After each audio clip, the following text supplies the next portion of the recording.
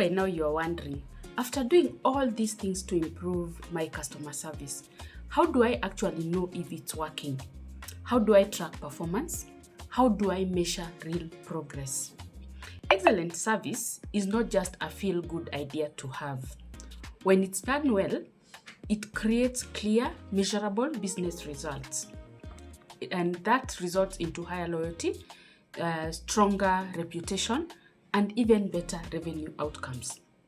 The real power lies in knowing what to track and why it matters.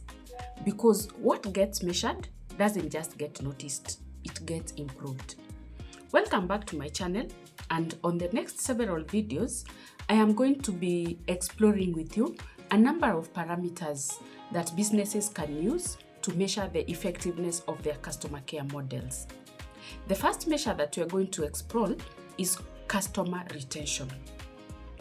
Customer retention simply means how many customers come back after their first interaction with your business. Therefore, customer retention rate measures how many customers continue doing business with you over a period of time. A high rate of customer retention is a signal that customers trust your services, whereas a low rate of retention usually means that something in the experience is pushing your customers away. If customers don't return, no amount of marketing will save your business in the long run. So how does retention connect to customer service? Customers don't return just because of the price.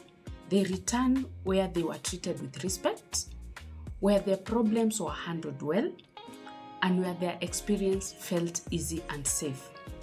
Excellent service removes friction and uncertainty, and customers reward that by coming back and even bringing others. Let me give you an example. Imagine two shops selling the same products. One shop rushes their customers, avoids complaints, and never follow up their issues. The other one listens, explains, and takes responsibility for whatever may happen. Which one will the customers return to? Your guess is as good as mine. So how can businesses track the rate of customer retention? Business owners can do so by asking themselves questions such as, how many customers bought from us more than once this month? How many disappeared just after the first purchase? That means you don't need complex systems. Even a simple list or POS data can show you the trend and give you the insights. So if your customers are not returning, look at your service habits before blaming the market. Retention is one of the clearest mirrors of customer experience. The second and very powerful metric that we are going to discuss is repeat purchase and frequency. One-time customers keep the lights on, while repeat customers keep the business going.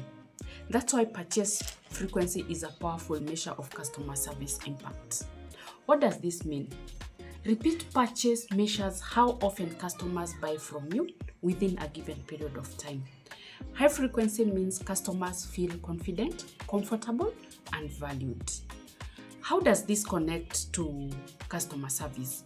Customers buy again when they trust the information given, they feel respected, and they don't fear being disappointed. So how can you as a business owner track repeat purchase and frequency?